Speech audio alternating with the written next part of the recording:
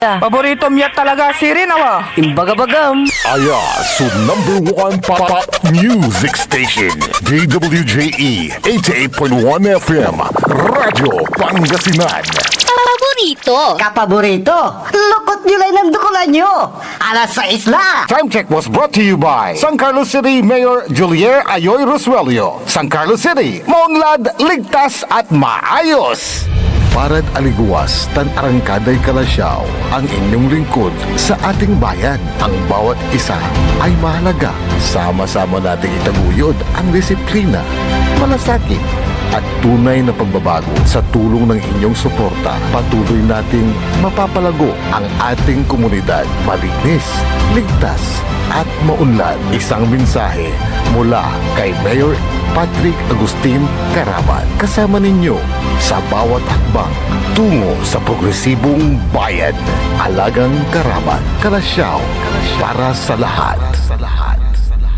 Tired of the stress and noise of the city and looking for the perfect getaway? Good thing there's JMax Resort Hotel. Cozy rooms, a refreshing pool, and a peaceful escape for the whole family. Whether you are on a trip, a barkada outing, or even solo retreat, JMax Resort Hotel is the perfect destination. So pack your bags, leave the stress behind, and discover the place where relaxation meets comfort. JMax Resort Hotel, your perfect place for any kind of occasions. JMax Resort Hotel is located at Villanueva Street, Poblacion Norte, Santa Barbara, Pangasinan. For inquiries, you may call at 0947-980-3263 or 075-636-8479. JMax Resort Hotel.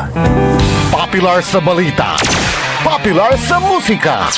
Pangasinan Govwaves Network Corporation. Sa Pangasinan, we are the number 1 pop music station. DWJE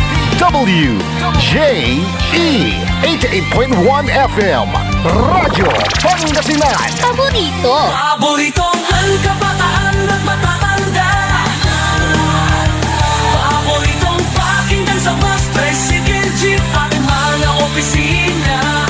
Paborito mo, paborito ko, paborito natin lahat. DWJE 88.1 FM, Radyo Pangasinan. Number 1 pop music station. Paborito. Ang susunod na programa ay rated GP. GP? Ano yun? Garantisadong pampaborito! Wadyala sa programan Mambangon si kayo kapaborito. Pakaringalan na saray balita, impormasyon at loob tantaway na luyag na Pangasinan. Maabig yakabwasan Pangasinan. Maabig yakabwasan Pangasinan. Kaiba si kapaboriton Dennis Mojares dan si kapaboriton Errol Horado. Jalabat at DWJE 88.1 FM Radyo Pangasinan. Maabig yakabwasan Pangasinan. Oras alas 6:01 ng umaga. Good morning. Magandang umaga sa inyong lahat. Masantos ya kabwasan na dasi kayo namin. Naimbag nga bigat kada kayo amin na po. Maabiga buklas kumoy amin dito na bulinaw ton Sambales. Narito naman tayo upang maghatid ng mga balita, impormasyon, mga kaganapan sa loob ng probinsya at labas ng probinsya ng Pangasinan. Ang inyo pong makakasama sa umagang ito, ang inyo pong lingkod ng bayan, Timog Pangasinan, Dennis Mojares. Sa ngalan po naman ng ating kasamang si kapaborito Errol Horado na late na naglanding ang kanyang eroplano. Hindi niya nakita yung helipad dyan sa may Japan Tal. Sa technical control, nandyan si Engineer Nixon Dakal. At sa aking gawing kanan, maaga ang ating station manager, Joey Baby. Araw po ngayon ng Miyerkules, Pitsaji sa buwan ng Hunyo 2026. Samahan nyo kami sa pagtalakay sa mga mainit na issue ngayong umaga. Kung meron kayong mga gustong iparating na mga hinaing, mga reklamo, mga sumbong, opinion, reaksyon, mangyari lamang po tumawag sa ating himpilan. Ang ating hotline, smart number 0939-100-9931 o kaya doon sa globe number 0927-974-2784. Pwede rin kayong magpadala ng inyong mga pagbati. Kung may gusto kayong batiin dyan na magbo-birthday, mga magbibinyag, mga magpapakasal, o pwede kayong magpadala sa ating Facebook page. I-search lang po ang DWGE 88.1 FM Radyo Pangasinan Paborito. Alas 6:04 ng umaga, dumako tayo sa ilang pa mga issue.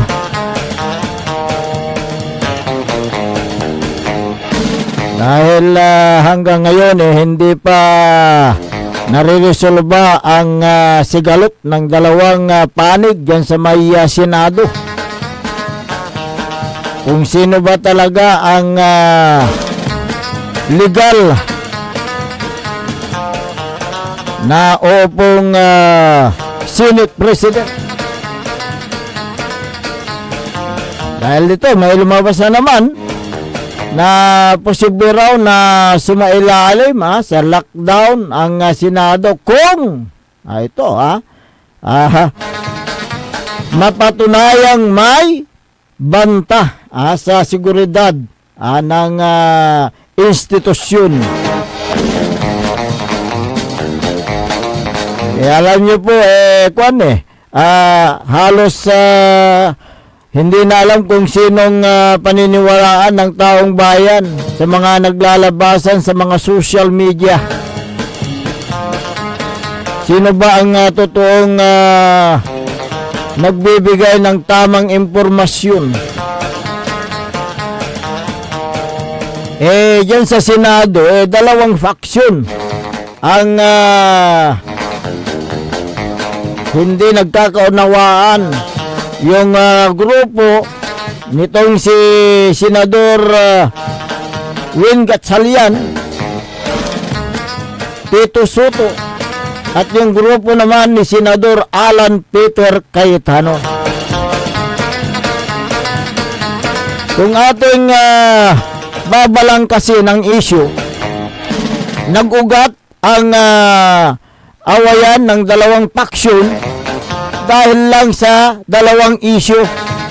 Una, yung flood control issue na sinasabing may mga senador umano na tumanggap ng mali-malitang kickback mula sa flood control project. Na ito ngayon ang kasalukuyang nakasalang dyan sa Blue Ribbon Committee. Sino ba ang hahawak ng Blue Ribbon Committee? Dalawa rin ang sinasabing faksyon dyan. Faksyon ni Senador Marcolita at faksyon nitong si Erwin Tulfo.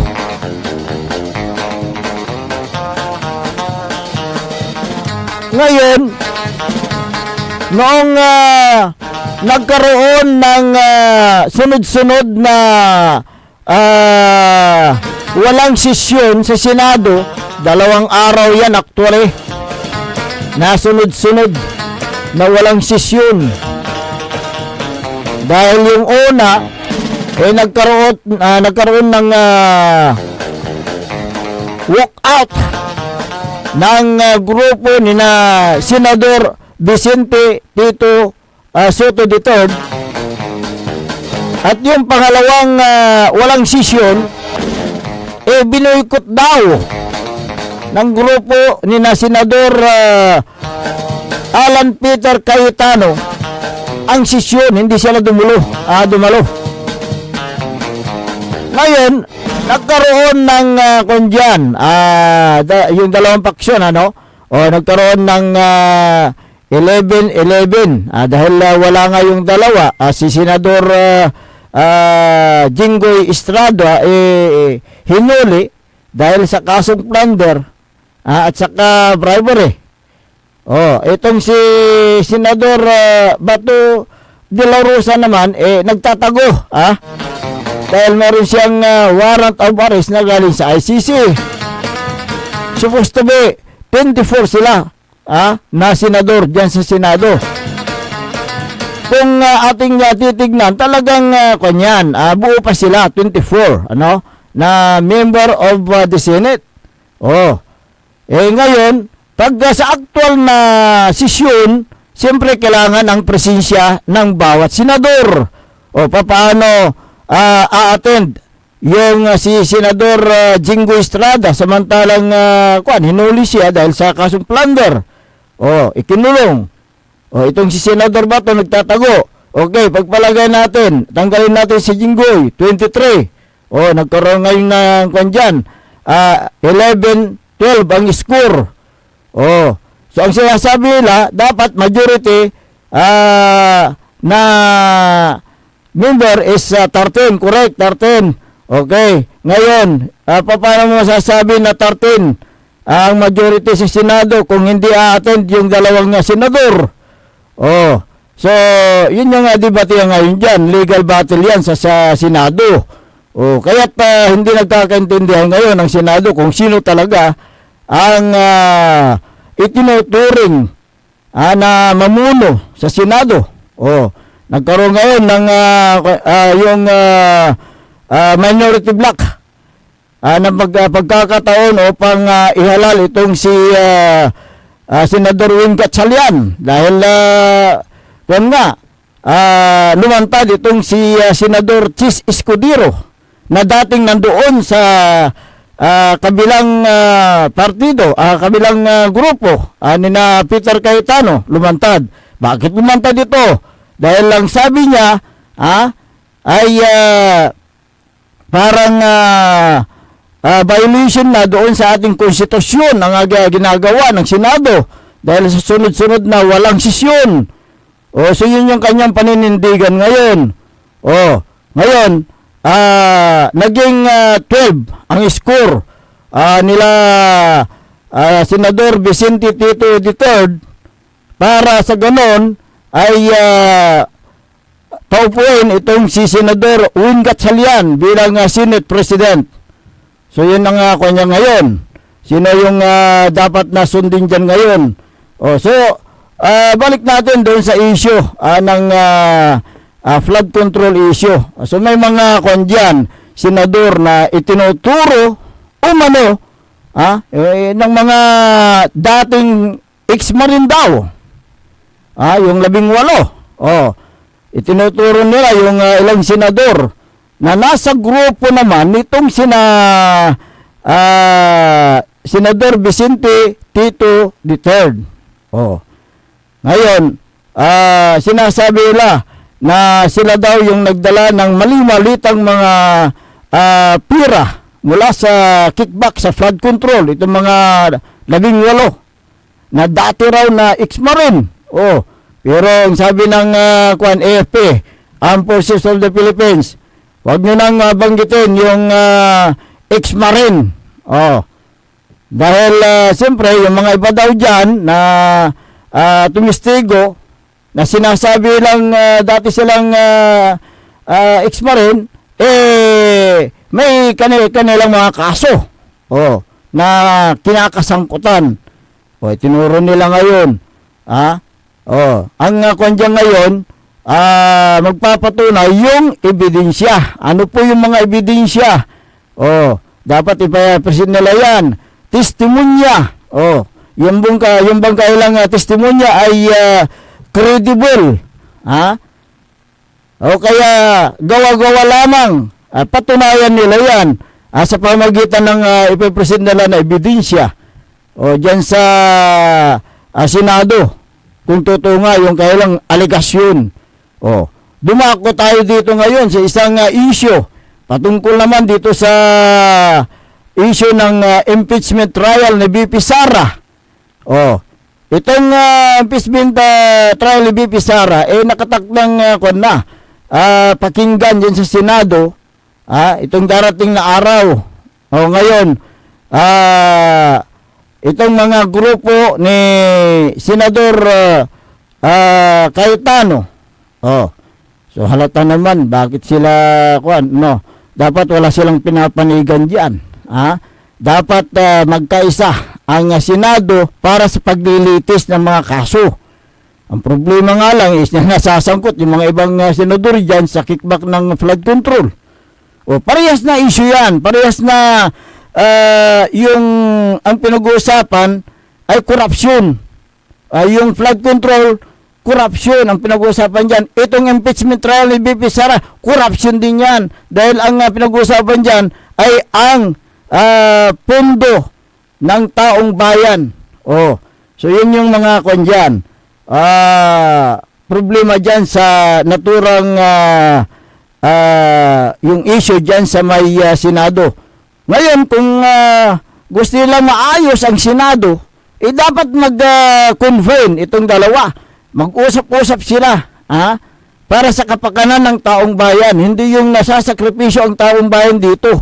Dapat magkaisala para sa ganon ay mapakinggan ng taong bayan yung totoong nangyayari patungkol naman dyan sa flood control issue o kaya yung impeachment trial ni VP Sara.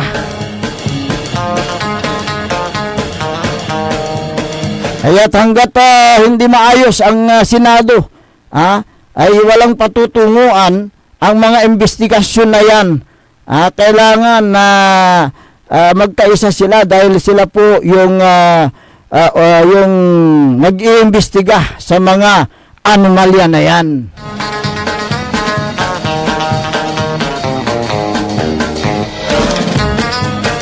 Alas 6:15 ng umaga.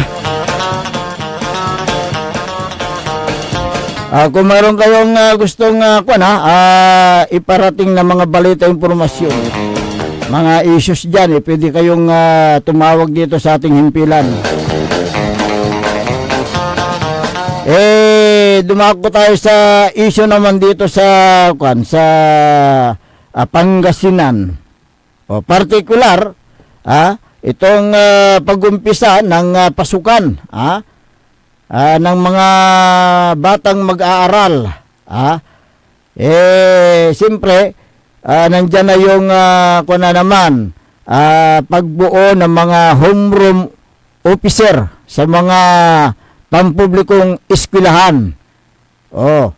At siyempre, pagkatapos ng homeroom officer, magkakaroon sila ng eleksyon kung sino yung PTCA President, Vice President, Treasurer at saka Auditor sa isang eskwelahan ngayon bago sila mag-elect sa kabuuan ng isang bayan o syudad.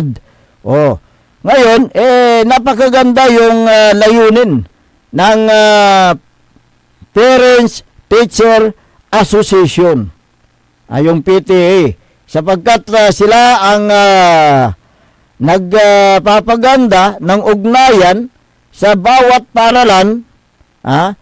Nagsisilbi itong tulay upang magtulungan ang mga magulang, guro at komunidad. Tumutulong sa mga programa at proyekto na direktang nakakapagbigay ang nakikinabang dito ay ang mga bata. Tulad ng kalusugan, yung kaligtasan, yung kaayusan, ito ay pakinabangan ng mga batang mag-aaral. Katuwang ang PTA, ang mga guro sa pagpapatupad ng mga pulisiya at mga aktibidad na nagpapataas ng kalidad ng edukasyon. Ngunit iba yung nangyayari dito sa eleksyon ng PTA, di ba?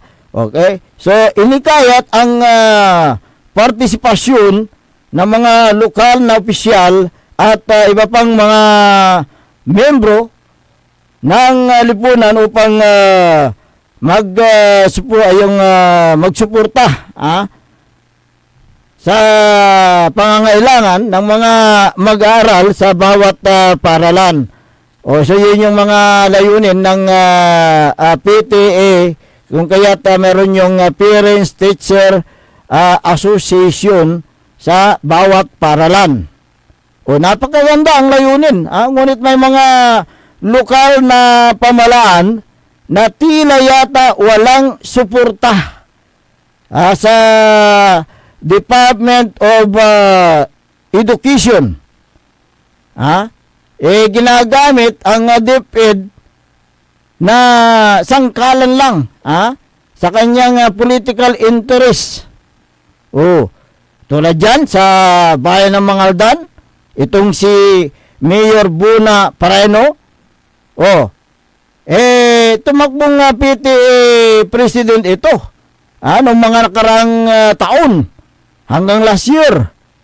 Tinalo niya yung yung kanyang katugali last year tinalo na niya ng 3 boto yata itong si Alan Sison. So ang tanong ngayon, na ibibigay ba ng nakaupong mayor dyan sa Mangaldan ang mga proyekto o programa na pwedeng pakinabangan ng mga bata? So yun po yung mga katanungan dyan. Ang isang alkalde kasi, sino man yung mga nahalal o hinalal na opisyal ng gobyerno sa isang bayan o syudad, hindi pwedeng nakikialam yan sa eleksyon ng PTA. Ang nangyayari kasi dyan sa Mangaldan, mukhang itong si Mayor Buna Pareno, ayaw niyang bitawan yung naturang posisyon na yan, yung PTA. So, kulang na lang tatakbo na presidente ng tanod kulang na lang yan.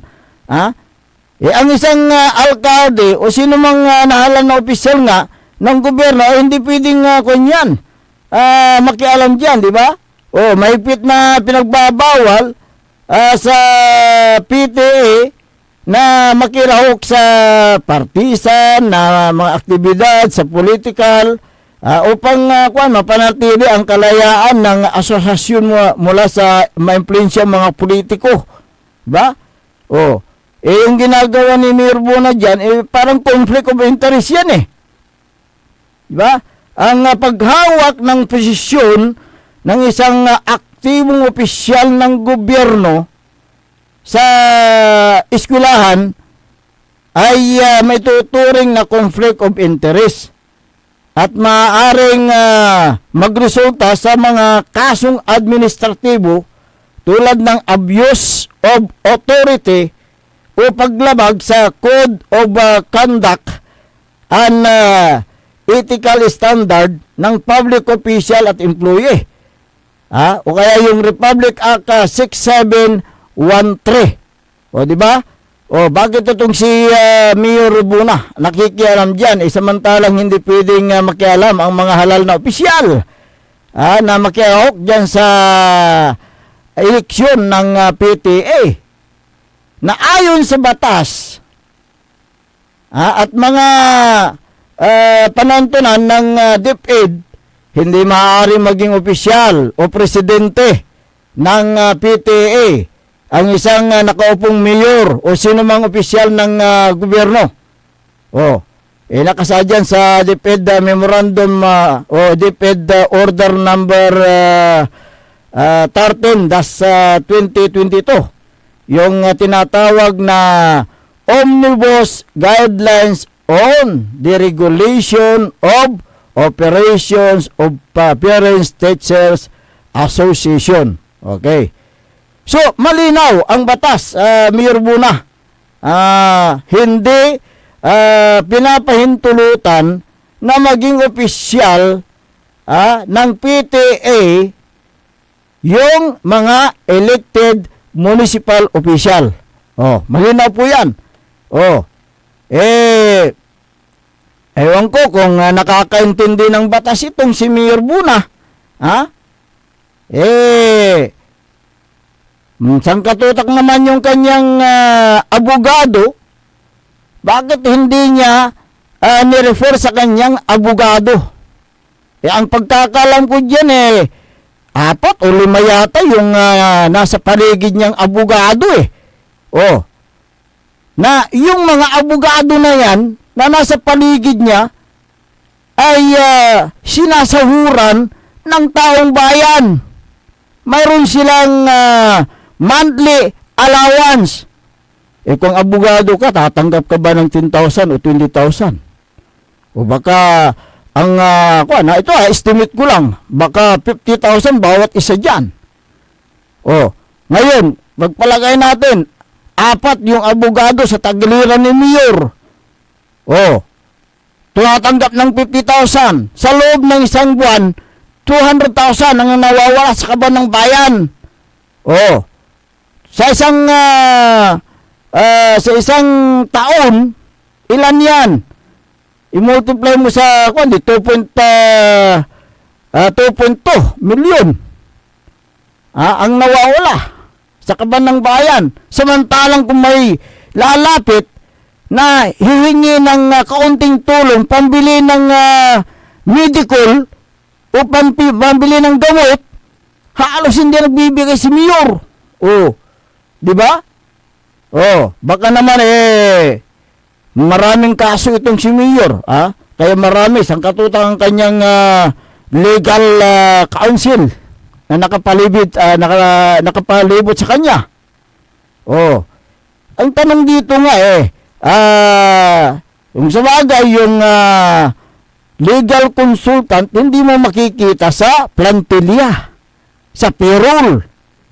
Pero dapat sana kunyan, maimbestigahan yan. Na mabuti para sa ganun malaman natin kung totoo nga na galing sa buwis ng bayan ang ibinabayad sa mga kinuhang legal consultant dyan sa mga dan.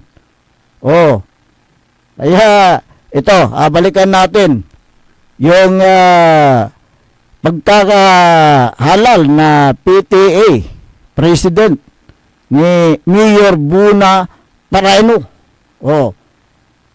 Kung magulang o guardian ng mag-aaral ang ayun daw, yun lang ang pwedeng diyan. Makialam diyan sa eleksyon ng PTA. Bakit itong si Mayor nakikialam? Yung nga ang sabi ko, hinalal na presidente na ito ay labag naman sa batas. Labag doon sa panuntunan ng DepEd. Kaya yun ang malaking katanungan dyan. Bakit nakikialam pa itong si Mayor Buna Pareno sa mga eleksyon na yan? Samantalang siya ay elected municipal official. Ewan ko kung naintindihan ni Mayor Pareno yung nakasaad doon sa omnibus guidelines ng DepEd. Kaya makinig ka, Mayor Buna, kung hindi mo naintindihan yung naturang mga batas. Ang DepEd Omnibus Guidelines on the Regulation of Operation of Parent Teachers Association o ang DepEd Order Number 013-2022 ang pangunahing patakaran na nakatakda kung paano dapat pamunuan at patakbuhin ang PTA. Unang-una dyan, yung kwan dyan no collection policy. Yun yung isang kwan dyan, pangunahing nakasadyan sa naturang yan, panuntunan ng DepEd. Oh. Pero itong si Mayor Buna, questionably nga kung bakit siya iniluklok na PTA president last year. Oh. Maraming mga dyan panuntunan na dapat na yan ay sundin dyan sa mga asosasyon ng PTA sa bawat paaralan. Oh, bawal pa yung dyan, yung kontribusyon, kaya yung bayarin. Dapat ang bayarin ay voluntaryo lamang, pero sa pilitan ang ginagawa ng mga PTA. Diyan sa naturang pagkulikta mula sa pera ng mga magulang sa pilitan. Kaya yun yung mga question, sinasabi nila, ginagawang sangkalan ng mga guro itong PTA para mangulikta sa pilitan sa mga magulang. Oh. Samantalang naman, napakalinaw yung panuntunan ng DepEd. Oh, hindi nila sinusunod yan. Hindi nila sinusunod. Kundi, ang ginagawa sa pilitan. Kunwari, mag-conduct sila ng meeting among the PTA officer at doon nila tatalakayin at magsasalita yung PTA president na magbigay kayo ng ganitong amount. So yung pagkakasabi mo ng amount pa lang ay sa pilitan na yan, hindi po voluntary. Kasi ang voluntary dyan ay magbigay kayo kung anong kaya nyong ibigay. Yan ang voluntary. O hindi yung ikaw mismo ang presidente ang magsasabi ng amount at kung anong ibibigay ng isang magulang. O yun yung sa pilitan dyan. Bawal po yan. Pero patago naman itong mga PTA officer nga. Dahil gusto nilang magpabida doon sa guro sa paaralan. Kaya nila ginagawa yan. O siyempre, ang mga guro, tuwang-tuwa naman ang mga guro na yan. O, sige, president ng PTA, ganyan ang gawin mo. O, para magbayad itong mga magulang. So, nandyan na yun. Nandyan na yung sa pilitan, hindi po voluntary.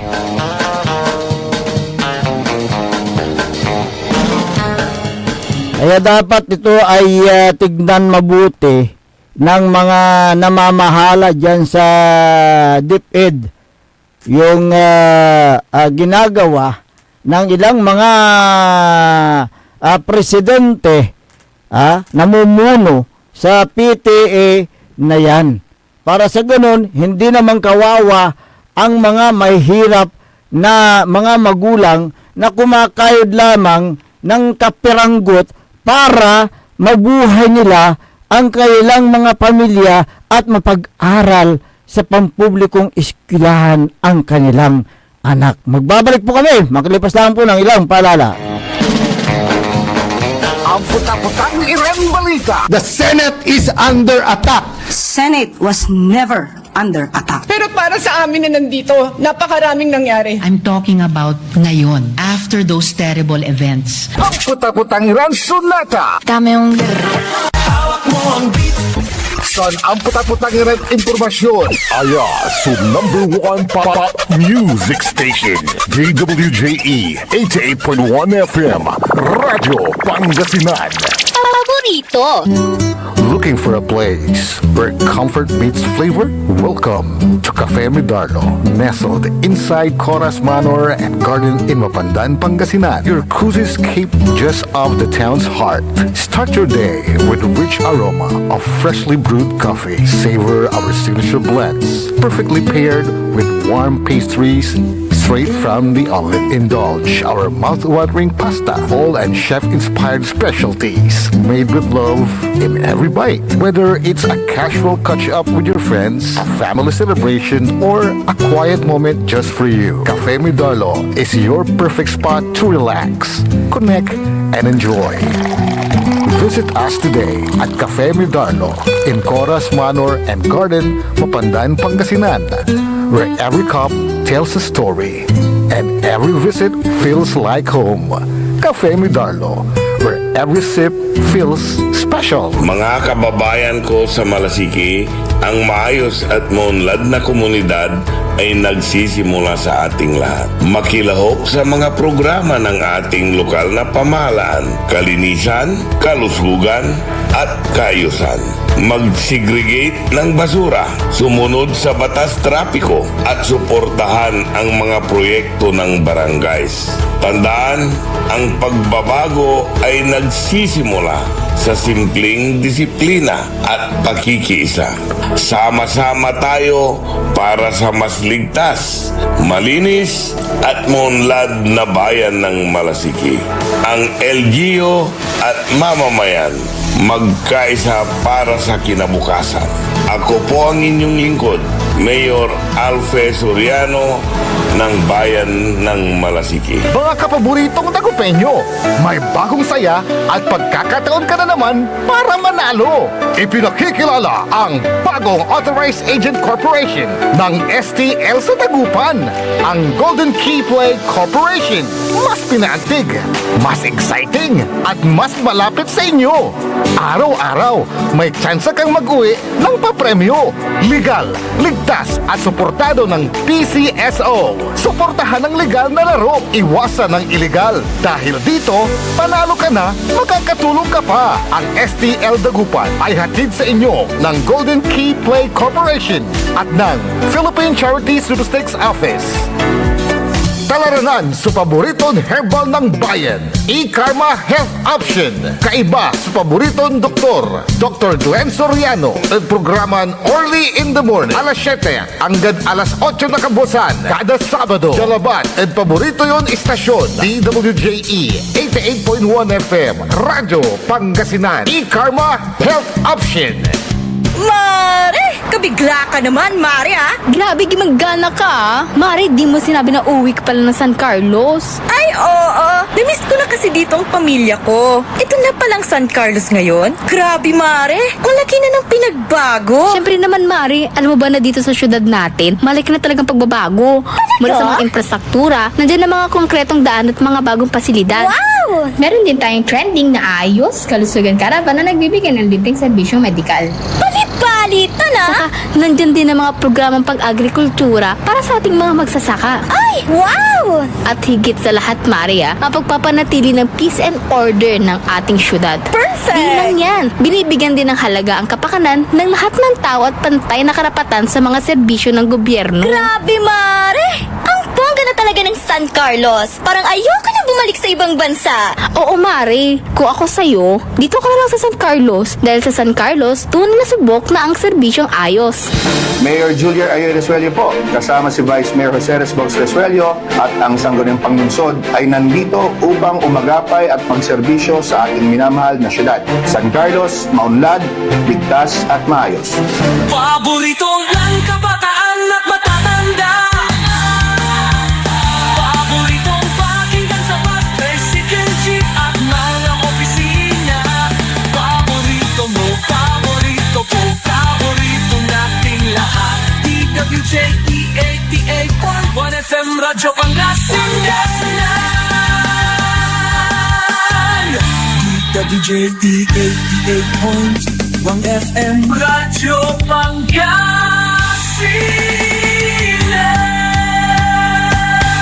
Paborito.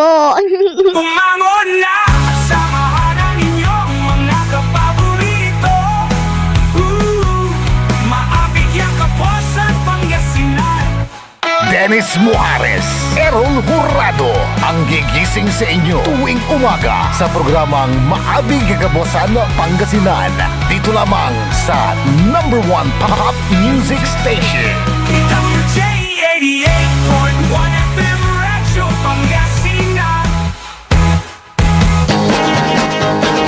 Alas 6:37 ng umaga sa pagpapatuloy ng ating palatuntunan Maabig, Kabuasan, Pangasinan. Ang inyo pong nakakasama sa umagang ito, ang inyo pong lingkod ng bayan, Timog Pangasinan, Dennis Muhares. Sa ngalan po naman ng ating kasamang si kapaborito Errol Horado. Diyan po sa technical control, nandyan si Engineer Nixon Dakal. At nandito na rin ang ating station manager, Joey Bebe. Kung meron kayong mga gustong iparating ng mga balita, mga sumbong, hinaing, mga reaksyon, suggestion, opinion, mangyari lamang po mag-text sa ating smart number 0939-100-9931 o kaya 0927-974-2784. Pwede rin kayo magpadala sa ating Facebook page. I-search naman po ang DWGE 88.1 FM Radio Pangasinan Paborito. Oy, magandang umaga kay Edelberto Peralta Jr. Diyan po sa may Alaminos City. Kumusta ka na, bro? Diyan sa Alaminos. Si Magina Corda, magandang umaga po sa inyo. Si Marife Nipas, dyan sa may Dasul, magandang umaga. Ganon din si Marilyn Mendez Flores. Ayan. Morning, Kuya Dennis, sabi niya. Magandang umaga. Taga-Alaminos din ito yata si Marilyn Mendez Flores, kung di ako nagkakamali. Good morning. Jack Soriano. Ayan. Mga Soriano, may taga Malasiki, may taga San Carlos. Di ko alam kung taga saan si Jack Soriano. Ramon Bautista Sr.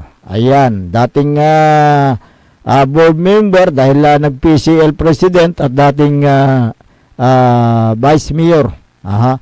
At ganoon din si John Bautista din sa Manawag. Itong si Don Ramon Bautista Sr.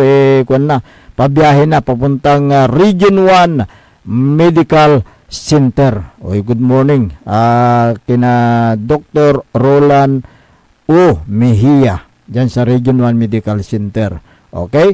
Sa lahat ng mga nanonood sa kailang mga Facebook at nakikinig sa kailang mga transistor radio, magandang umaga po sa inyo. Mario Cabierto, ayan, magandang umaga. At gawin din si Marivic Rivera Balason. Taga-Dasul ang mga ito. Naimbag na bigat kada kayo amin apo dito. Dasul. Mabigyan kabuasan na kayo namin dito na Dasul.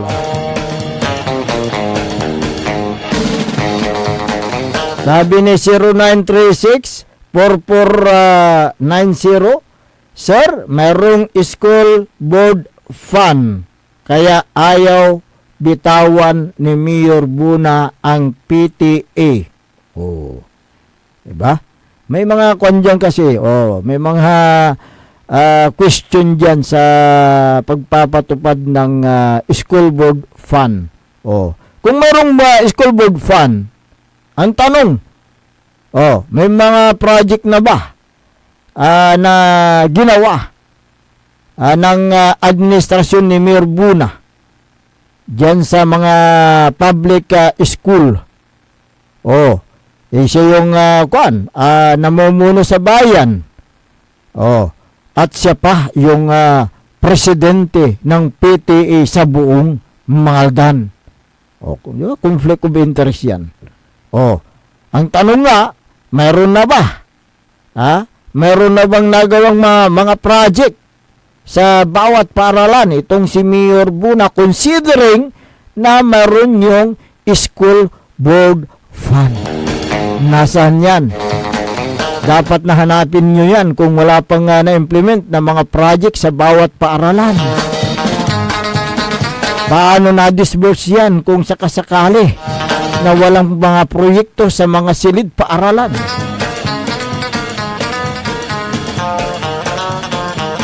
Kung mayroon man, baka mga ilan-ilan.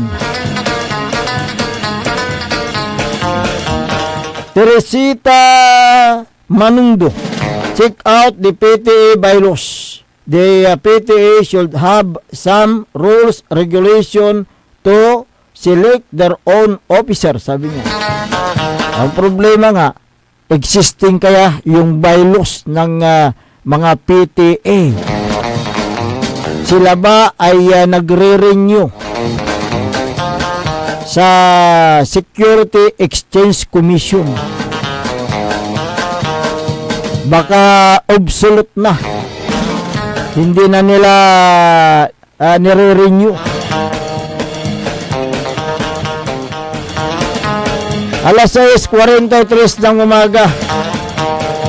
Sabi naman ni 09863072, good morning sir, ask ko lang po, sana kung yung po bang asawa ng teacher ay maaaring maging officer ng PTA.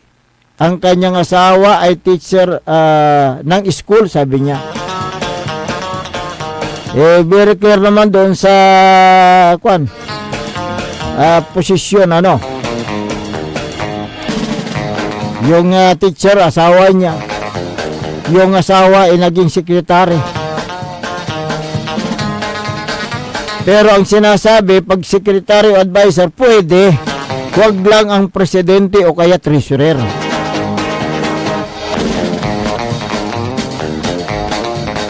Yun po yung nakasaad yan.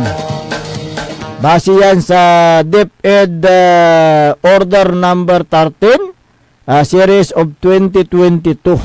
Doon sa nakapaloob sa Omnibus Guidelines for PTA, pwede po na maging officer po yung asawa ng teacher. Huwag lang presidente o treasurer.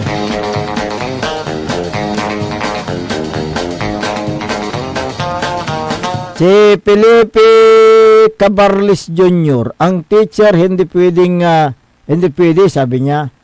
Teacher, okay, unless she is a teacher representative to the PTA. Kung asawa ni teacher ang naging officer ng PTA, wala pong problema dahil right din po niya as a parent.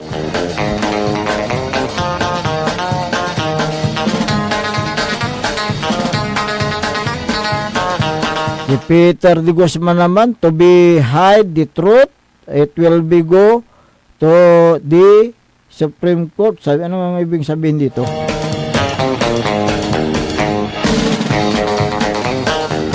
Maria de Rosario, matibay ang mga ebidensya. Dapat 16 senadors ang bumoto ng yes para ma-convict. Ang sinasabi niya siguro yung yung impeachment trial ni BP Sara.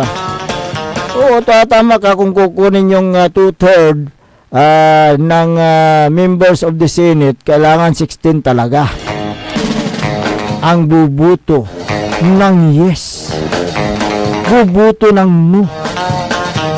Yes kung gusto lang makonvict, no kung ayaw nila makonvict. John Aviles, sino ang legal na presiding officer sa Senado? Gatchalian o Cayetano, sabi niya. Yung ang sinabi ko kanina kanyan. Legal battle na po yan ng sa Senado, kaya pag paubaya po natin, pasakamay natin sa Senado ang problema na yan, dahil sila po ang makakaresolba ng kailang sigalot.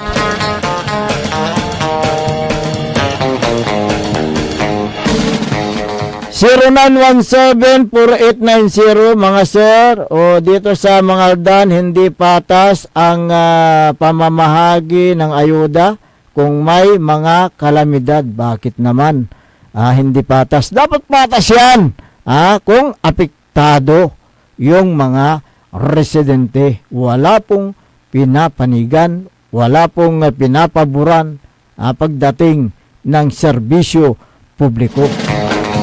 Ang tanong, dyan sa texter na yan, 0917-4890, hindi ka ba talaga nabigyan ng ayuda tuwing may darating na kalamidad? Ha? O kaya, kwan naman, may galit ka sa nakaupong mayor, kaya dinadam mo dito sa ating himpilan. O, kung totoo na ikaw ay nasa lanta ng kalamidad noong nakaraang mga nagdaang kalamidad at hindi ka nabigyan, o pwede ka namang pumunta sa office ng MSWD. Tignan mo yung pangalan mo kung nandoon. Ngayon, kung wala kang pangalan dyan sa MSWD, ipakita mo yung prueba na ikaw ay nasa lanta ng kalamidad. Yun yan. Ano po yung may pipresenta mo dyan?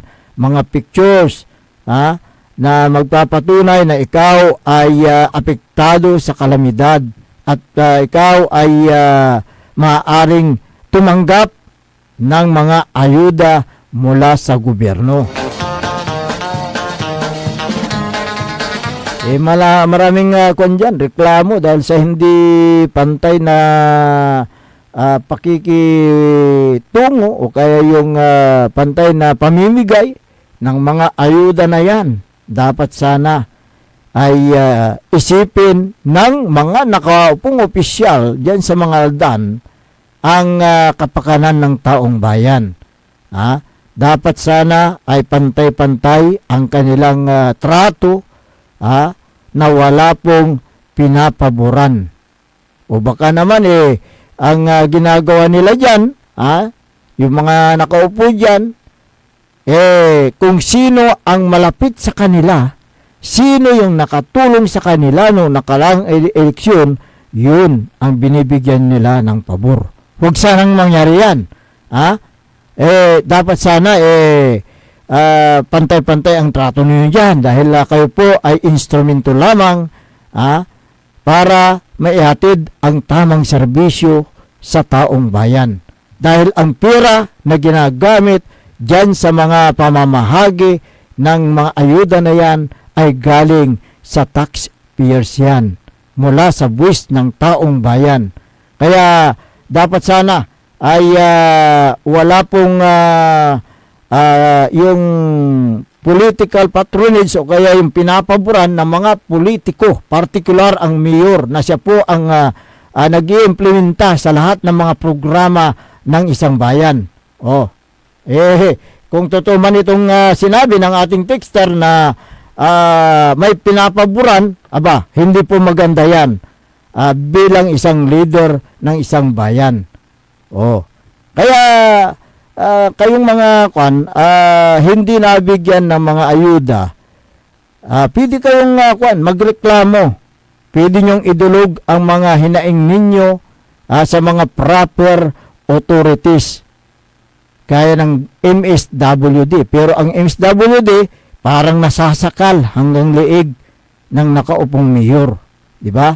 Kung ano ang instruction ng mayor, yun ang gagawin ng MSWD. In fact, yung mga pondo na yan naggaling sa national government ay directly na binibigay sa MSWD. Di ba ganun yan? So, ang pera ay nasa kamay ng MSWD. Iba rin yung pondo sa calamity fund na galing sa lokal na pamahalaan. Ang nagbibigay dyan ay ang local government unit. So, tanungin ninyo, kayong mga nagreklamo, nagpaparating ng hinaing tungkol dyan sa distribution ng ayuda na yan. Saan galing yung ayuda? Kung galing yan sa national government, punta kayo sa MSWD. Tanong nyo sa kanila. Kung galing yan sa local fund, yung calamity fund ng munisipyo, punta kayo sa mayor. At tanong nyo, Mayor, bakit hindi ako nabigyan? Hindi dumating sa akin yung ayuda na yan. Ano pong nangyari? Paano po ang seleksyon? Paano po ang evaluation na ginawa ninyo? O dapat ini-evaluate nila yung apektadong lugar. Sino yung mga recipient dyan? Sino yung mga beneficiary dyan sa naturang ayuda na yan? Na wala sanang nilampasan dyan. pantay-pantay sana yan. Kaya Mayor, ayusin naman. Para walang magreklamo na kababayan ninyo dyan sa bayan ng Mangaldan.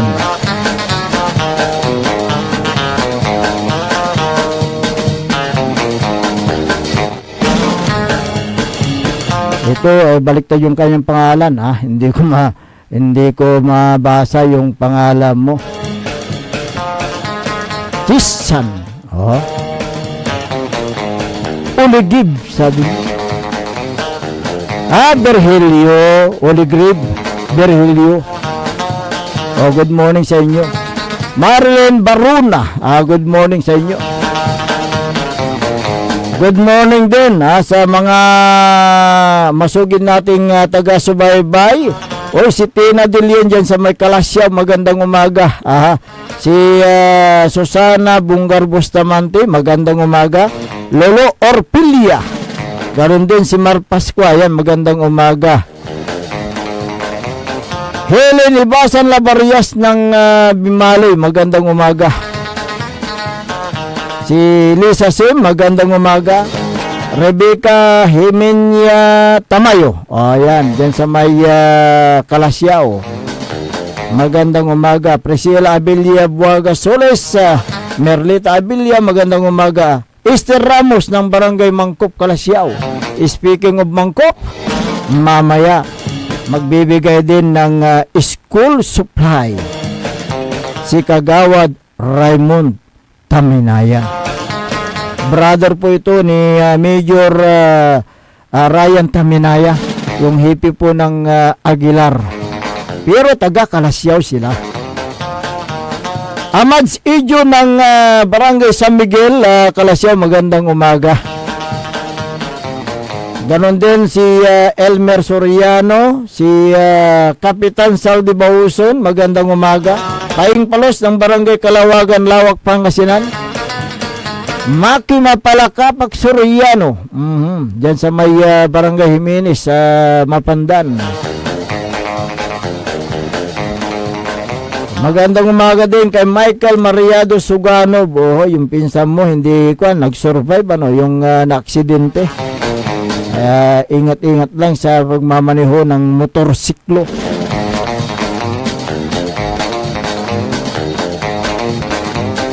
Melba Nabat, magandang umaga. Jeffrey Castillo ng Alaminos, magandang umaga.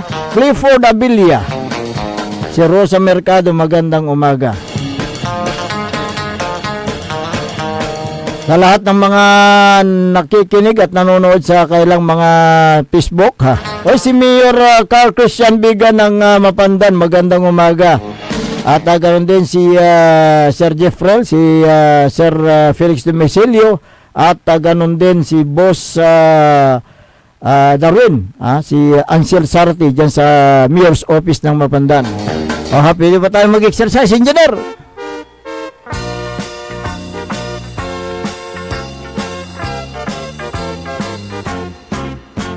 Magandang umaga kay Mayor Patrick Agustin Karamat ng Kalasyaw, kay Councilor Kyle Arthur Balbisa Gaspar, Councilor Elias Villanueva, Councilor Manny Datwin, si Councilor Mike Sison, Councilor Jose Lorisco, si dyan sa may RM Paran Auto Care Center, si Boss Reggie Paran, magandang umaga. Si Boss Carla at Madam Marmy, magandang umaga. Si Sir Bayan, magandang umaga. Magandang umaga din kay Sergeant Esteves at Madam Jobet Apiado Esteves.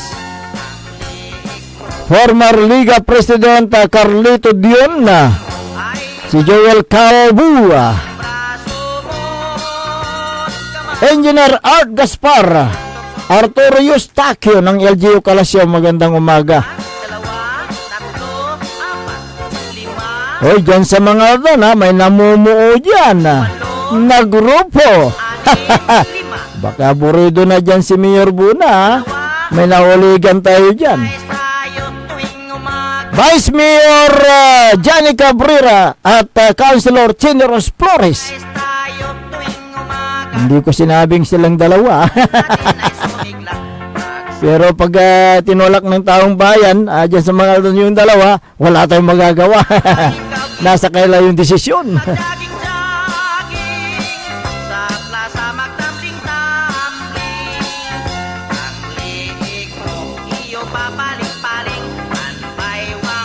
Wala na po tayo sapat na oras sa ating palatuntunan.